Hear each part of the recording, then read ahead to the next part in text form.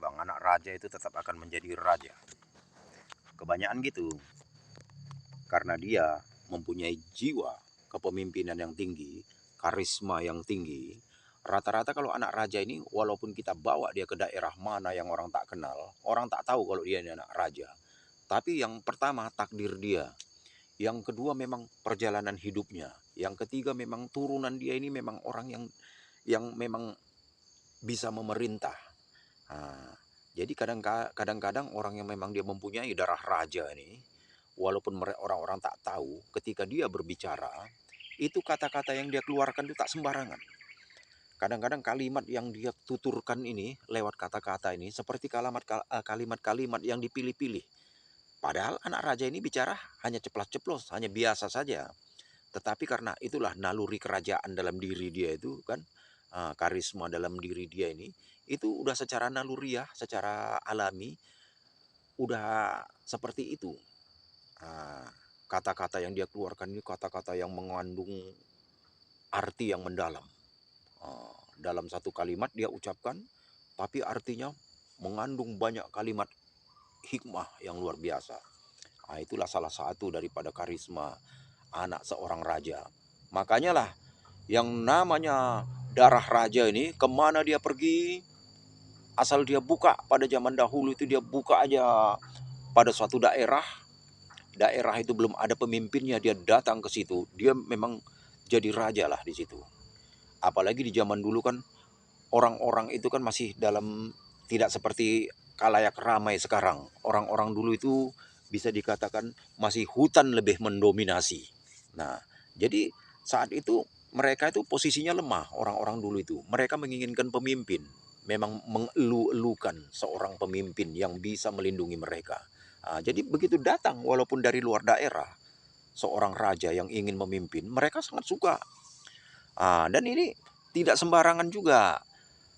Rakyat-rakyat biasa itu dia pun kan melihat watak dari seorang yang datang ini. Dia tengok memang karismanya tinggi. Memang apapun yang dikatakan orang yang turunan raja ini, itu memang berbeda. Memang berbeda daripada orang biasa. Jadi mereka setujulah untuk dipimpin. Setujulah mereka ini untuk dinaungi oleh raja yang baru datang ini. Nah, macam itu.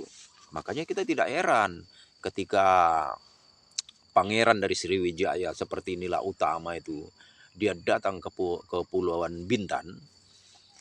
Dia lamar anak raja itu, tapi ya memang pun kerajaan Bintan itu memang melihat yang datang ini pangeran, memang bukan orang sembarangan. Jadi mereka memang ya menerima sebagai menantu dan mengangkatnya pula sebagai raja kerajaan di Bintan sana. Dan setelah itu pun kan Nila Utama ini begitu dia datang ke Temasek, begitu juga bukan dia datang ke Temasek itu, Kepulauan Temasek itu tidak ada orang, banyak khususnya orang-orang kita Melayu aslinya, pribuminya di Temasek itu sama dengan orang kita Malaysia. Waktu itu India dengan Cina itu belum ada, tapi Cina katanya sudah mulai satu-satu. Cuman yang dia mengapa banyak sekarang itu Cina yang didatangkan oleh Inggris, oleh British. Didatangkan memang waktu sudah penjajahan Inggris masuk, mereka mendatangkan imigran daripada Cina, dia datangkan imigran daripada India. Nah, kalau kita berbicara soal darah raja tadi itu. Dan kedua, Parameswara kan disusul. Nah, Parameswara ini dia ada dua versi ceritanya. Ada yang bilang Parameswara ini dia memang dari keturunan Nila Utama, dan dia meneruskan kerajaan daripada kerajaan Temasek itu, dari kerajaan Nila Utama.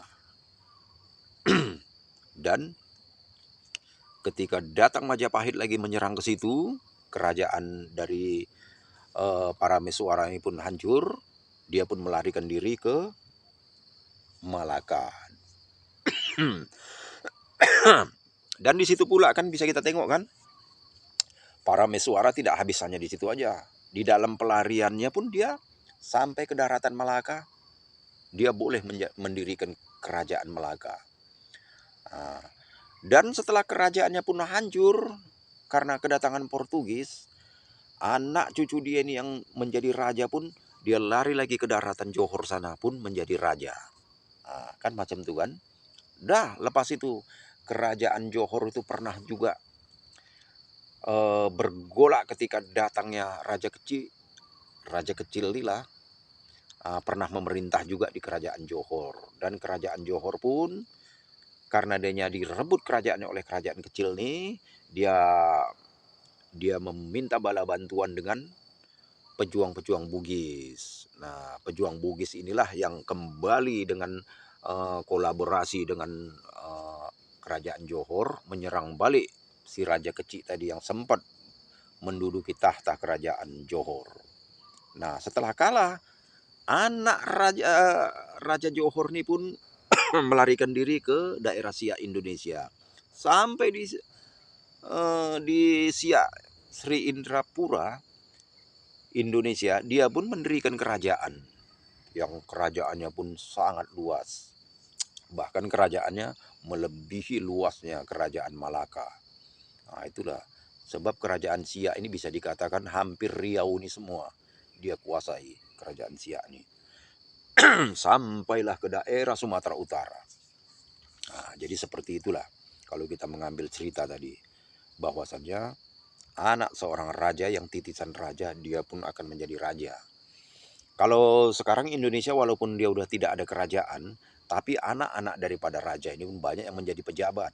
Karena kita sudah republik, kerajaan-kerajaan kita ini hancurnya dirusak oleh kolonial, pendatang-pendatang nih, pendatang dari Eropa. Seperti kita ini kan, Belanda. Belanda inilah yang banyak merusak tatanan kerajaan-kerajaan yang ada di Indonesia nih.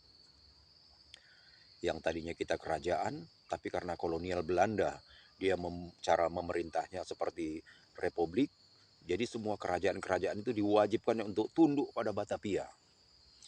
Batavia itu kalau sekarang itu Jakarta.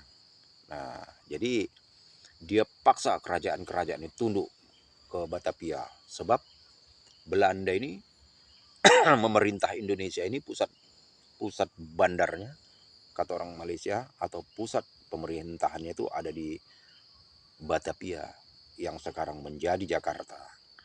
Nah, kabarnya Batavia itu yang memberi nama orang Belanda dan Jakarta yang memberi nama Jepang. Nah, kabar-kabarnya, beritanya seperti itu. Jadi kalau udah katanya anak sultan, anak raja, anaknya itu biasanya tetap jadi seorang pemimpin walaupun bukan raja.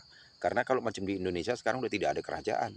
Tapi sedikit banyaknya anak-anak daripada yang berdarah-darah raja sultan ini juga menjadi seorang pemimpin melalui pejabat-pejabat tinggi. Banyak macam itu. Ibarat kata pepatah, kalau sudah intan, walaupun kamu celupkan ke dalam lumpur atau kotoran, toh dia tetap bersinar. Dia tetap intan. Dia tetap berharga, tidak menurun harganya walaupun dia di dalam lumpur. Macam itulah. Kok tahu aja bang ya? Tahulah dek, sedikit-sedikit dek. Kalau kita jadi orang tua tidak mengerti apa-apa, tidak punya pengalaman, itulah kita rugi. Nanti kalau kita punya cucu, apa yang mau kita ceritakan sama anak cucu kita? Apa yang mau kamu ceritakan sama anak kau? Kata anak, kata cucu, tuh ceritalah cu, tuh pada sejarah dulu tuh apapun Atuk tak pernah jalan kemana pun. Atuk di kat rumah aja, apa tak tahu. Nama tua, tapi apa ditanya apa tak tahu. Hancurlah kita bah.